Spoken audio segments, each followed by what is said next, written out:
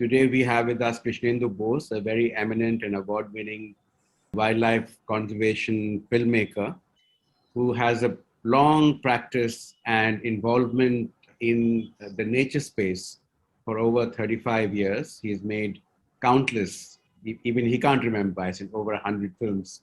But of course, in the same page you are viewing this video, you can get his biodata and his long other links to his other works.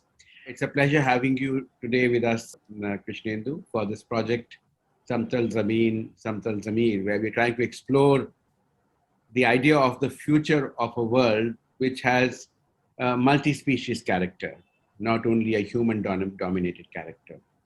And your experiences in working in India's national parks and outside national parks and with people inside parks. This is very, very important and would be very informative for people to understand how we can think of this multi-species world, in what way, and what are the boundaries of limits of that, and where we can go from here. So I invite you to share this freewheeling conversation with us. So thank you, Ravi, and good morning to you. I'm very excited about your project. As always, you always come up with something very interesting, very exciting, very, it opens up new spaces in thinking, ideas, etc. So I've been following your work for a long time. So thank you for having me on this very interesting project. So I may like to start with the easy way out, just to start where I started as a filmmaker 35 years ago. And like any young, I'm talking about mid-80s, like any young documentary filmmaker who wanted to get into the space of environment, conservation, wildlife, one was very excited by the documentaries you would see on international television channels, National Geographic and Discovery in BBC, David Attenborough, those are the heroes, and the lions in Masai Mara chasing impalas, and those iconic sort of sequences. So I also, as a 26-year-old, I was very excited, and I launched my sort of career in filmmaking with a film, a very big magnum opus kind of a film, very lucky to get that, on elephants. And this was a film for a year, and I was all over the country looking at elephants in various habitats. Very exciting project for a young wildlife filmmaker. And that is my introduction. I'm saying this, I'm kind of focusing on this because this could be very important in my own learning and exploring the idea of the kind of things you're interested in, nature and people and politics and conflicts and things like that. So typically I entered this world through pure wildlife, looking at wildlife, gazing, the gaze of an urban middle class, almost a voyeuristic gaze into the world of wildlife. And as I said, it was coming straight from the kind of digestion I was doing of those films. And slowly, in about few years, I made another film, or I was working on this other film, and it was a gap of, I think, 10 years, 90s and then end of 90s, precisely 1999. So in that interim period of about 10 years, it was not just filmmaking. I was also participating in a lot of conservation sort of activism, if you may like to call it, through NGOs, through friends, like-minded friends, even some people, somebody like yourself, looking at the world in a slightly different way, trying to go beyond the life you see through your eyes, the nature or the animals you see. And so what's the story or narrative behind it? So I was slowly grappling with it, trying to explore this. And then I was sort of commissioned this film by an activist group in Madhya Pradesh in central India, who were working with the Adivasis, the indigenous people who are living in the forest or at the periphery, and the conflicts and the politics about it. So that was my introduction to the other world beyond the wildlife. And I remember in 1999, the first look I had of a forest, which looked like a forest. It was a forest. And then I saw several hundreds of people in it and houses in it and hutments and things like that. From a distance, I was approaching that space.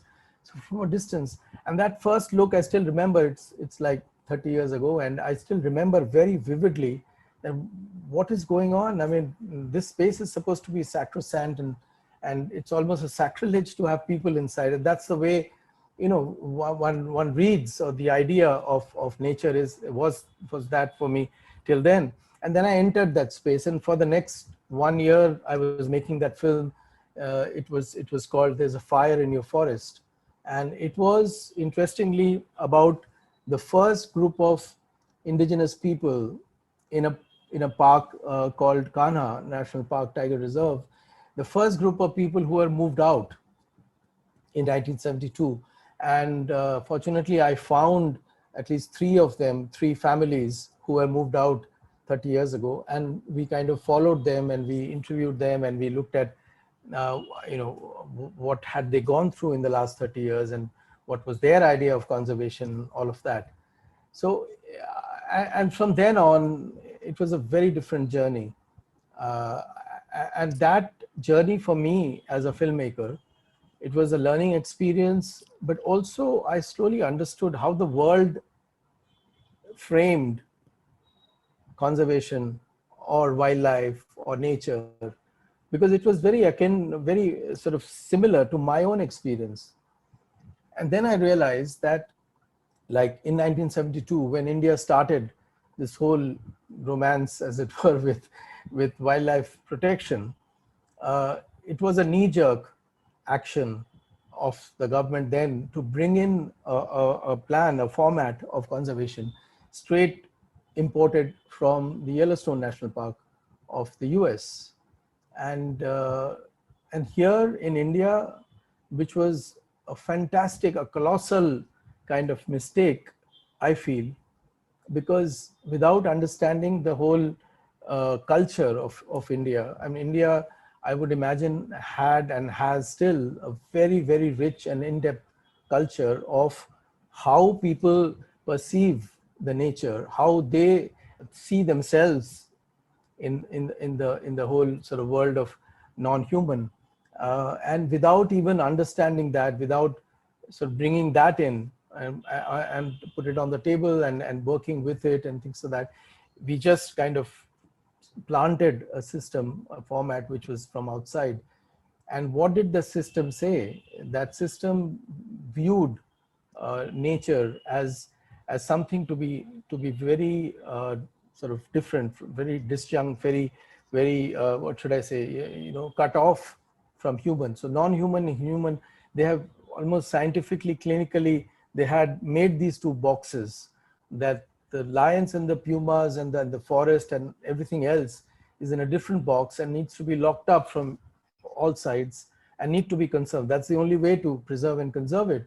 While humans should be outside and only few people can be allowed to enter this space, maybe scientists or maybe tourists. So those are the only people. So it was in a way a world which is like you enter a water world and a museum or something like that. So that's the only space a human would have in there. Even scientists and biologists and so-called conservationists or whoever, they will have a very limited presence there, just for that specific kind of thing which you extract from a space which is sort of locked up completely. And that was the policy, and that's what we kind of followed for the last 30 years. That's basically what we have followed. And subsequently I've been making films, Yeah. and evolving. Yeah, we'll Yeah. come to that. But you Yeah. raised actually a very clear shift in your journey from your attraction to nature, wildlife as a filmmaker, and then your experiences of looking at people and their relationships with those same wildlife animals which were separated. And this clear imported idea of wilderness, which comes from 19th and early 20th century American legislations and American thinking of separation, like the Yellowstone National Park and other national parks there. And this separation, which sort of conflicts with the existing relationships and then brings on another kind of museum-like quality to the idea of conservation. And this departure, as you know, is so deep that it persists very almost people come to blows about what is the way forward today in this situation. So these are sort of rhetoric positions where people come from one world or the other. So I'm interested in the idea of these big parks. Some of them don't allow people, and the legislation, Indian legislation, goes back to 1927, the colonial legislation of forests, and then there's a new legislation in 2006 about allowing people's rights in forests. So there are two departures from that. So and there is this big focus on the key species, like you call them a tiger resort or a tiger habitat. We don't call it an ecosystem in the language also. So long as you save the tiger, everything else supposedly will fall into place. And what is your experience of that? Because you have made films both inside the forest, but also outside the forest.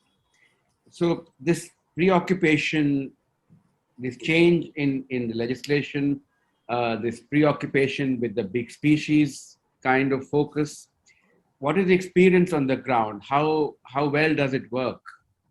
And how well do both sides of the equation work? Or do they work at all? Right. So right at the beginning, I would like to say, this is my own perception, that from a very pure museum-like approach of conservation to today's laws, policies which have changed and evolved possibly, and allowing some human activity inside conservation areas, is also evolved due to politics, for I think vote bank politics. It's not evolved because our politicians and policymakers have evolved in their thinking, they widened their whole perspective. It's not true, because we have seen in the last 30 years, more and more people who have been affected by this conservation policy of locking up the forest have actually come down on the streets protesting, and there have been a lot of movements, as we know. And I think that has impacted the vote bank politics, and that has rattled the politician, that if we don't have the people with us, then how are we going to win elections? For me, it's as simple as that, because if you still talk to politicians today, policymakers, bureaucrats, even wildlifers, pure blue chip kind of blue-blooded wildlifers, they do talk about people. They do say that people are important. Without the cooperation of the people, wildlife conservation is not possible, etc. But I'm not using the word hate, but I'm just saying that they still don't like to see people in those. But their notions and perceptions are still the same. So that said, let me tell you a story about Sundarbans. Sundarbans, for people who don't know that area, is of course the world's biggest mangrove forest and things like that. But the tigers there are about 150, 200 tigers there, and traditionally, like for years and years before Sundarbans was declared a kind of tiger reserve, as it were, the tigers are known as man-eaters. Like every tiger there is supposed to be man-eaters, and they're legendary man-eaters. Like books have been written, films have been made by National Geographic, BBC. So there is a whole sort of body. They also hunt during the day. Yeah, they diurnal, they hunt during the day, and all kinds of stories. So I entered this forest in 2014 for the first time with a camera. And when you have a camera, it's very interesting, as you know, that a lot of stories appear, a lot of homes and hearts and hearts are opened up, and you can really get very close to the narrative. So I started exploring this whole notion of man-eaters, and the tigers would indeed come out of the forest, and indeed there were at least 30 to 40 official cases of man-eating, which is approximately almost 3 a month in Sundarbans. But if you examine those data properly, then you realize that almost 99% is inside the forest. when people go, and there's a lot of sort of movement of communities living around Sundarbans, because it's a very poor, one of the poorest places in India. And the only sort of way of livelihood is crab and fish hunting. So they would go, they have to go close to the, I mean, inside the national park and fish, and many of them would be eaten up by the tigers. So here is a story where if you go inside the tiger's house and stealthily go inside through the back door, and if someone comes to your house like that in the night, then obviously what do? You won't welcome and give him a cup of coffee. You'll call the cops. Yeah. So that's what the tiger does. And the tiger was also reputed to cross the river, which was surrounded. I mean, there are a series of islands in Sundarbans and forested islands. So tiger would swim across and get to the villages. So there was a lot of instances of that, and people feared that the tigers would, their stories kind of preceded them, and there was a fear that they would be killing the people there, because if they're killing people inside the forest, they would be killing the people outside the forest. That's obvious. But interestingly, in the last 25-30 years, there's just been one killing, and Right. that also of a mentally disbalanced woman who actually walked to the tiger, and she was killed. There's been no instance of killing. So this is something even the scientists, the park managers, the bureaucrats, nobody has been able to give an answer for this. It's very strange. And I've heard stories, like I've filmed them, interviews, where this guy is saying that I was sitting in my kitchen and doing something on the oven, and just next to the back door. So I suddenly felt something on my back. Something was brushing past me into the back door and going out. I thought it was a cat, a small cat. And then I looked back and I saw this tiger who had just entered my house and brushed past me. Now this is sounds very apocryphal story. A tiger is a very intelligent guy, like we all know. So it would kill humans when it found a plate being served of a chicken right on your table, or avocado for and eat it, and won't go out and do this, because it knows that it will be probably, rained with blows and maybe killed, or it may be injured. An injured tiger is almost dead in the forest, right?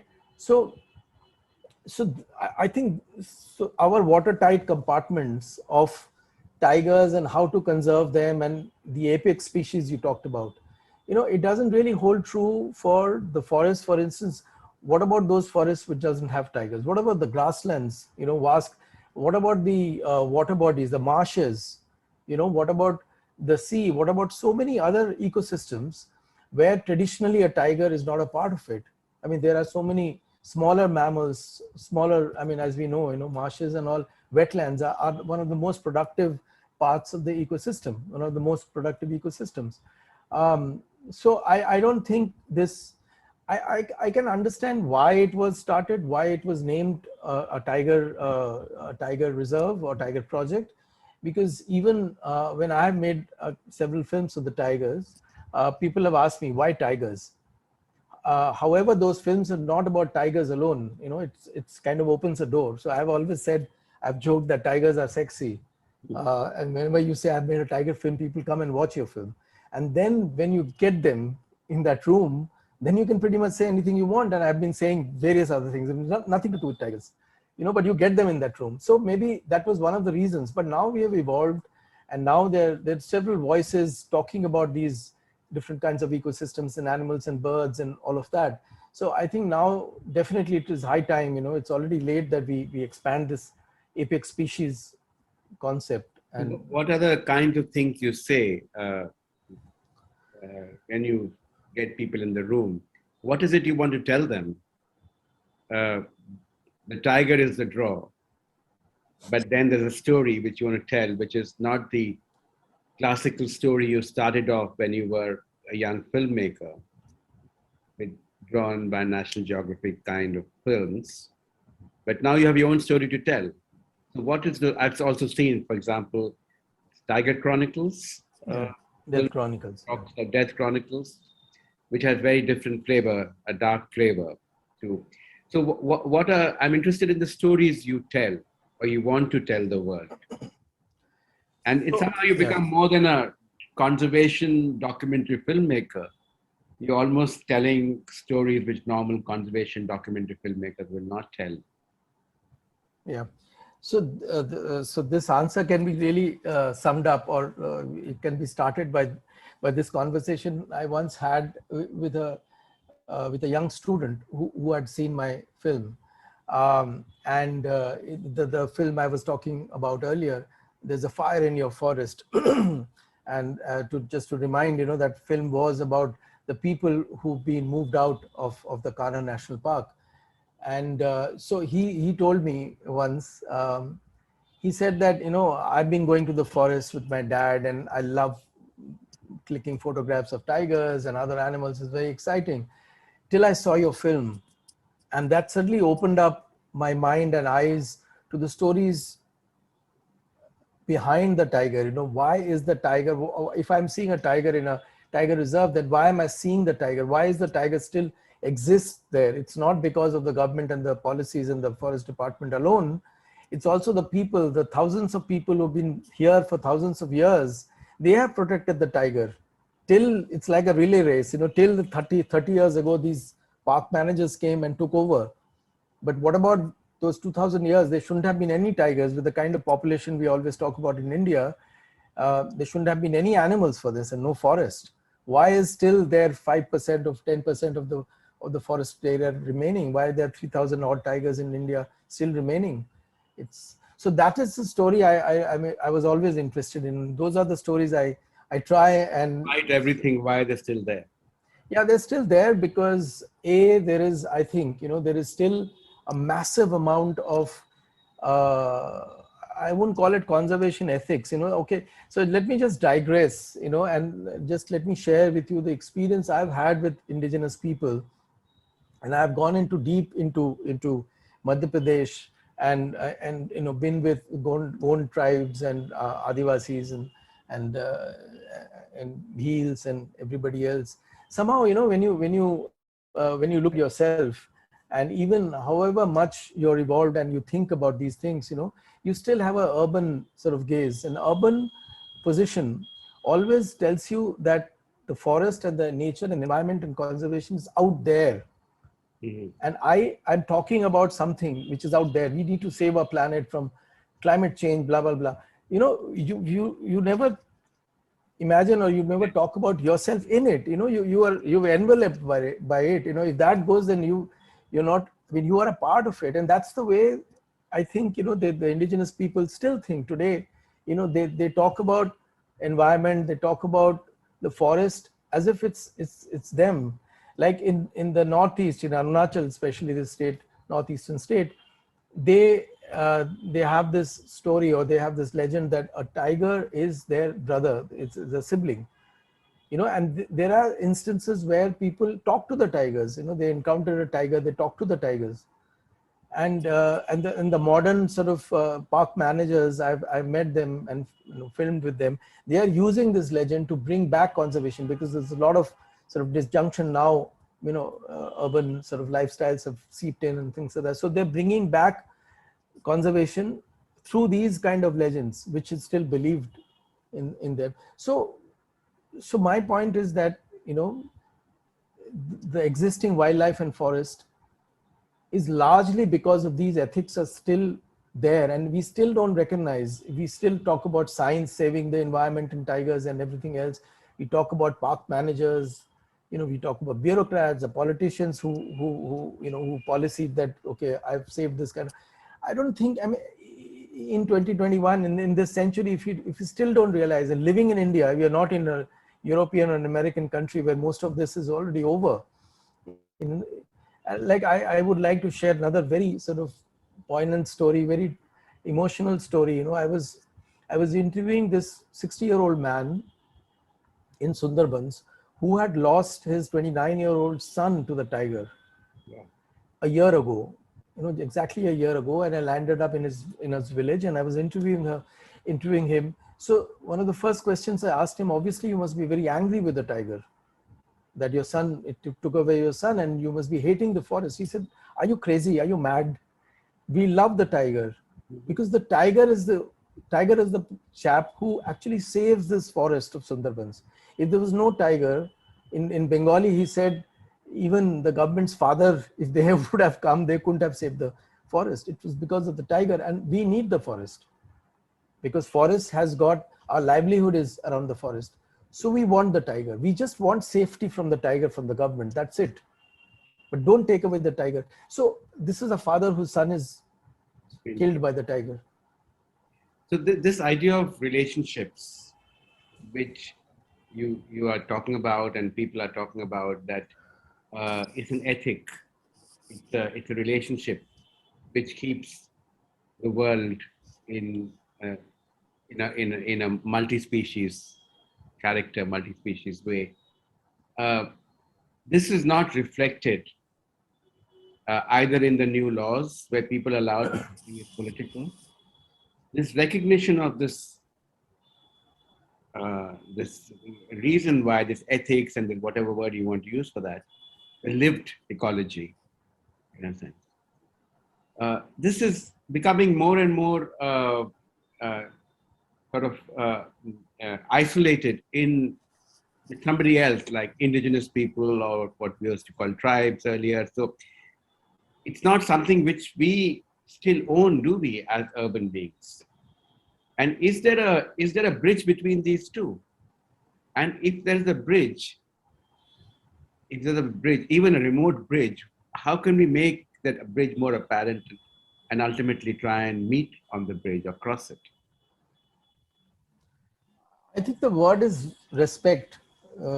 We don't respect indigenous people. They are just some romanticized idea for us. And voyeuristically, we will go to their villages and click photographs and see, wow, the way they eat and the way they live and things like that, and way they hunt in some parts of India still.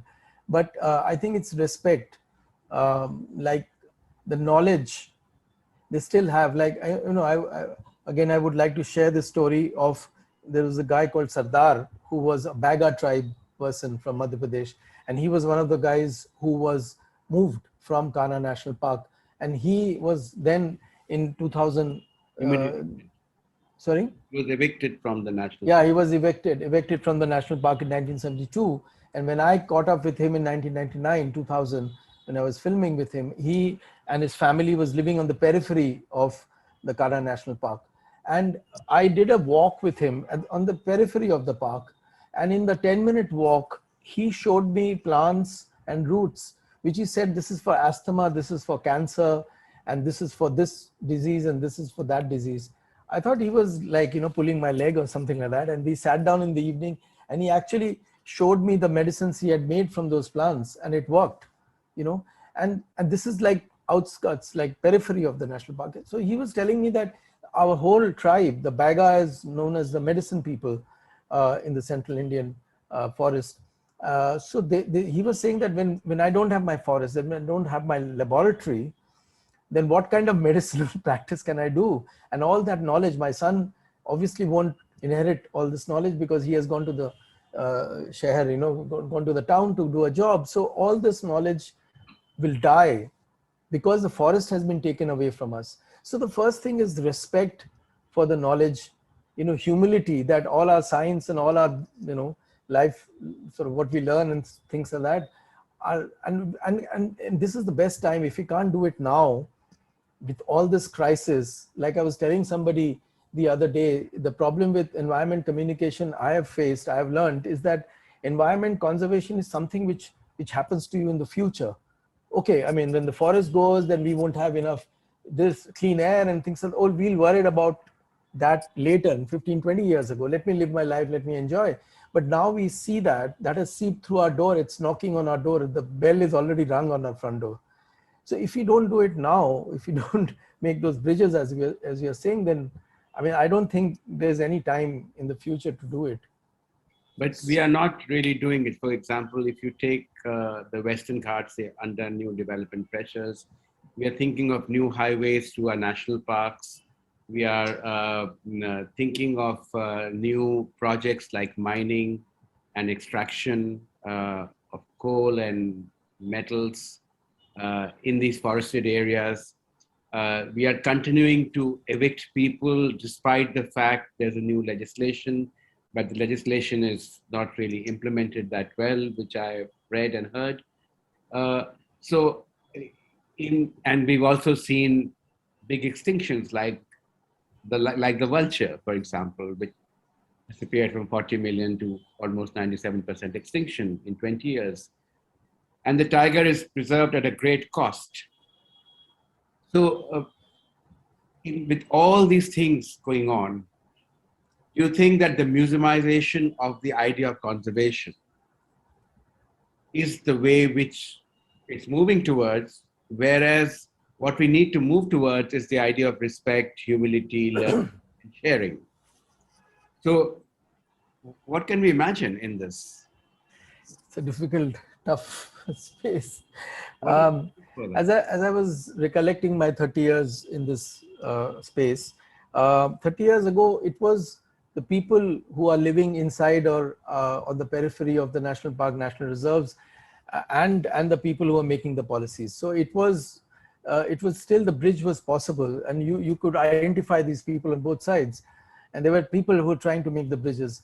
Today, I see it as a more invasive kind of war, because it's no longer those two people, group of people. It's big money, it's big business, so maybe some big companies, the corporates are driving this, who are mining, and they are those who are selling products to you, a lifestyle to you. So it's, if I buy a 3-bedroom apartment somewhere, spending millions of dollars or rupees, then that is making those inroads into the forest. That is encouraging or supporting those 6-lane highways through the forest. So I feel I need that 3-bedroom apartment.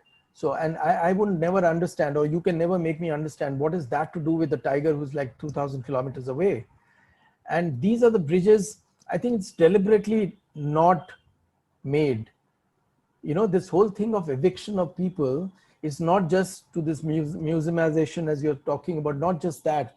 It is also killing the agency for protection of a certain kind of conservation ethics or idea. It's killing that agency. Now, who can stand for the forests?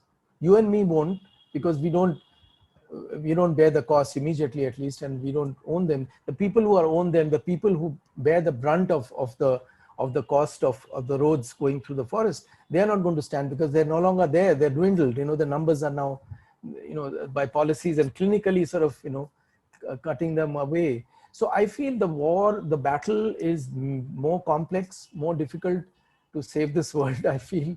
And there are several fires now, and if you douse one, there are so many big fires, and run by very big people, very powerful people. And so how do you do that? I don't know. I'm really baffled. Do you think that uh, the current, the UN Secretary General the other day called the climate change as a some kind of like a red marked emergency? So, do you think these ideas of a crisis? I always hesitate to call it a crisis, because I think it's a condition which is only going to lead to what we're seeing now. Mm. So it is built into the DNA of the structure that it will lead nowhere else but here. That's where the road ends. And of course, suddenly we'd say this is a crisis, when the crisis has been in the making for hundreds of years. Right. But okay, even if we take that language of a crisis as a spur for action, which seems to be that at the highest political level, people are talking of climate change, right? But also, I fear that uh, many of the answers we're finding to climate change is based on heavy engineering, geoengineering, more technological solutions.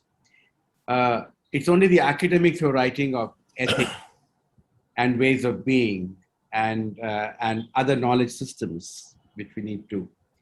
So we caught into this kind of recognition of people like you who have seen this differently, and what you say comes from years of observation. It's not just an academic writing a paper. It is your whole life's work. what do you think can lead to that? Will it take a greater crisis or a dead end that despite doing all this, we still will not solve the problem? That is it, are we going to be just crisis driven into recognizing the world for what it is, that interlinkages of the world? Because if we are interlinked, then our existence is coexistence. Separation will cause climate change in a sense. So personally, I think crises are very good because that kind of forces you to confront a world which needs change.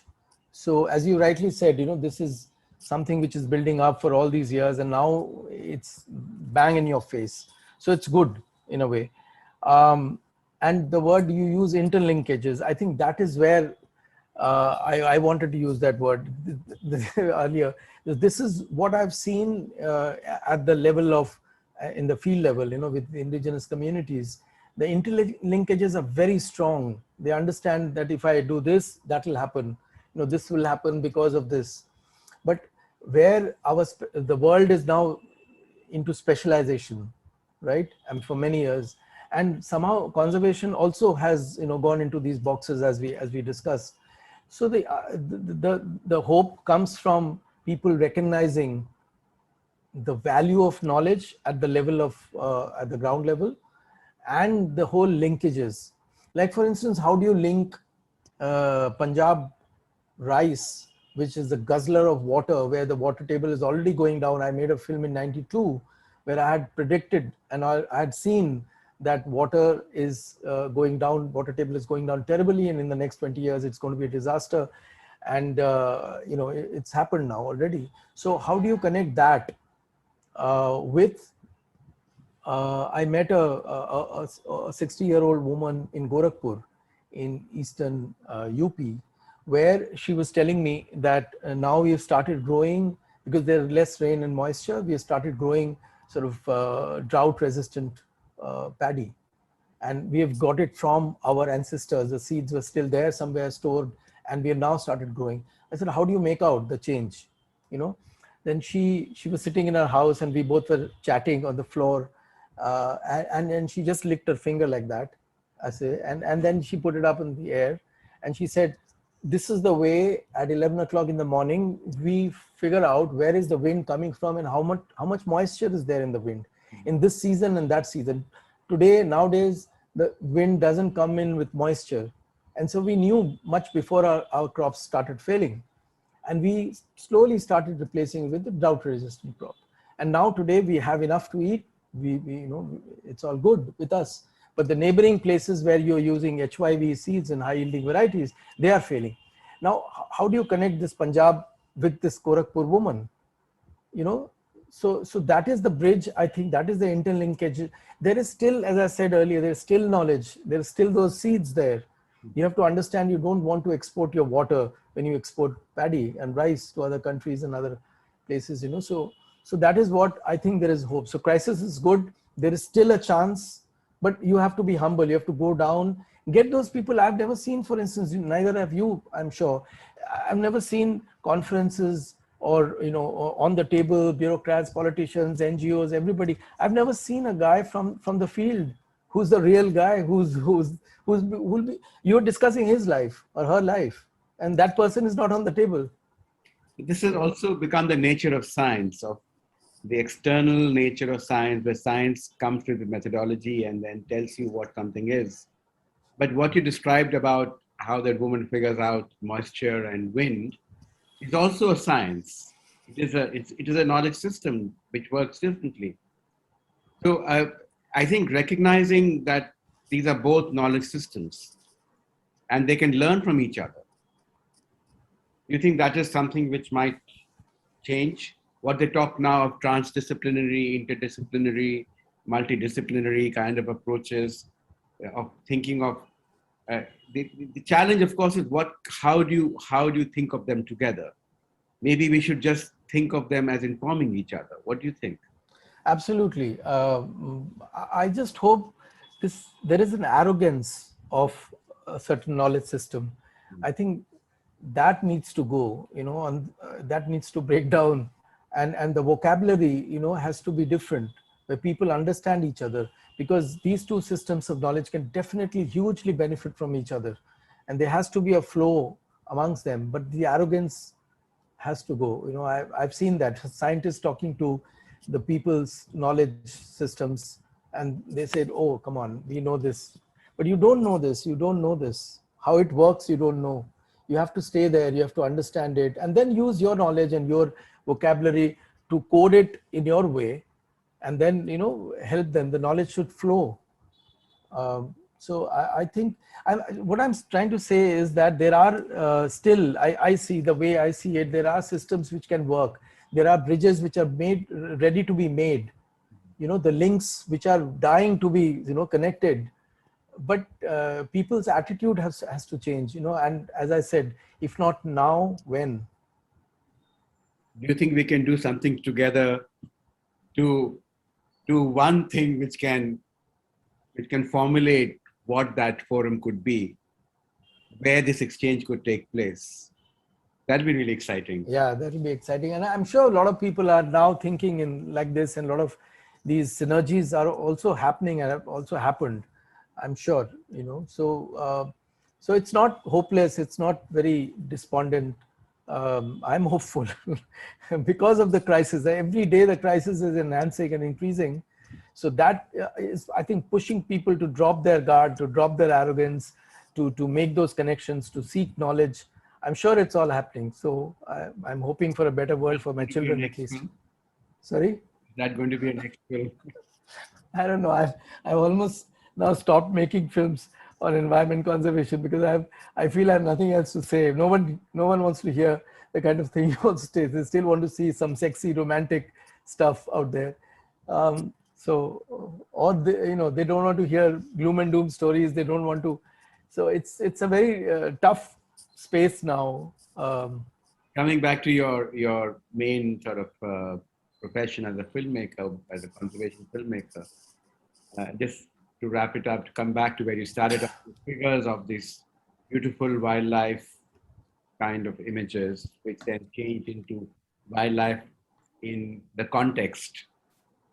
How does wildlife exist in the context it does, not in isolation, which is where you went, in a sense of describing the context and the context which was seen and unseen as well, which you brought into your films. So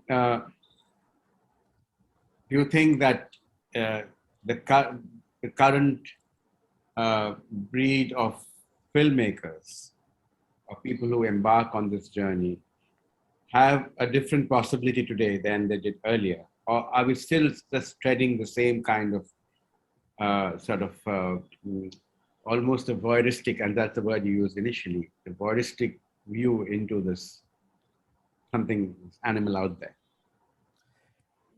Yeah, so there are two parts to it. One is the practitioners themselves, filmmaker like me, who have seen the broader picture and they want to tell stories. Some of them already are, but there is these broadcasters, the television channels. They somehow still have that notion of the traditional ways of telling stories, traditional imagery, which they feel attract attention and the TRPs and the eyeballs. So they still don't want to put their money on something which they feel nobody's going to watch, the real stories, as it were. They still don't. So people like us have to depend on broadcasters to fund the kind of stuff you want to do. So I think the world has still not sort of grown wider and not real. We still are living in that world. In today's world, people are not so isolated also. So, what we called indigenous people earlier, isolated, they're not so isolated. They also may have mobile phones and they also can tell their own stories. Yeah. You think that is happening? You think there is Exactly. great empowerment amongst them to tell their own stories? And are they proud of the stories which they hold in their lives? Do they want to tell them? Yeah, so that's interesting what you're saying, because we've been doing that for the last 10, 12 years. We have a small sort of NGO kind of an outfit where we've been sort of teaching very rudimentary filmmaking to the indigenous people, to the rural community, and empowering them, I mean, helping them to be empowered enough to make their own films and tell their own stories. So it has been an exhilarating sort of journey. So that's one whole different sort of part we haven't talked about, but that's been fantastic. Those And people can see those films somewhere? yeah, it's on our website. And I mean, we work largely with young people, and the kind of notions of sustainability, for instance, that's another thing. Actually, I can link it back to what we were discussing earlier about arrogance. Yeah. Now, as an urban filmmaker, as a person who's probably put in 25 years in conservation, English educated person. So I walked into this village in Sundarbans, working with children who are like 14 to 18 years old. And I popped this question that, what do you understand by sustainability? Because we were working on a theme with WWF on sustainability. So I didn't expect too much, too exciting answers. I said, okay, they will say something they've learned from school or maybe nothing. In the next half an hour, I was like trembling with excitement because the kind of stuff they were telling me, because my knowledge of sustainability, is very sort of coded and very inexperienced, because they were telling me stories of sustainability from their own daily lives. That this tree, they explained to me why this tree is very in a very sustainable space, and from their daily experiences. So it was, and we made a whole film on that. I mean, they made a whole film on that. And so I myself had done another journey with the people I've worked with, learning so much, not just about conservation, sustainability, environment, blah, blah, blah, all that stuff, but also filmmaking, because they don't come from a film school. Maybe that's where the real future lies, that Yeah, you don't need to speak for somebody. They speak for themselves. exactly. The knowledge is not something one has to request that we should listen to it. They make themselves heard. And Yeah, maybe that is the way in which the shifting narrative might change what becomes knowledge and what becomes the way of doing things, and the assertion from the ground and the ecosystems that people, we have lost the idea of the ecosystem. We hardly mention the word ecosystems in any of our legislations. We look at yeah, very, very segmented ideas. It's like a colonial extractivist idea of taking something out of its surroundings and its narratives. So it'll be great if you share some of those links for your webpage on this project, so that people get to see it as well, your films and your some of these things which you care to share. I just wanted to add something else. It seems a huge sort of step forward, as you rightly said, that if people talk about their lives, their ideas themselves. But there is a huge political barrier to this also, because the powers that be, they don't want people's voices out in the mainstream. Yeah. They don't want it because that's a very political voice. And say, the streaming channels and the television channels, they don't want that either. So I've gone through this experiment. People set up small television stations in a cluster of village. They have community radios and things like that. Major legislation has come to control that. Mm-hmm. The state, the powers, the corporates, they don't want it. So they have another struggle. Sorry? They're scared of these voices. They are threatened, hugely threatened. So they have to fight another battle to come up front, and I also completely agree that is a space one needs to nurture, one needs to strengthen, and from there you'll get the linkages and the bridges. But so while the future is about ethical change, the path is very political. Yeah, there has to be a whole, if you use the word ecosystem, has to change in a different way. Mindset ecosystem has to change. Political ecosystem has to change.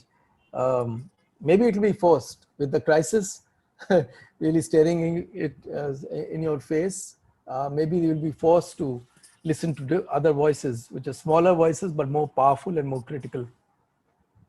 So thank you, Krishnendu, for your lifelong work and your sharing it here with me and with everybody who listened to it earlier.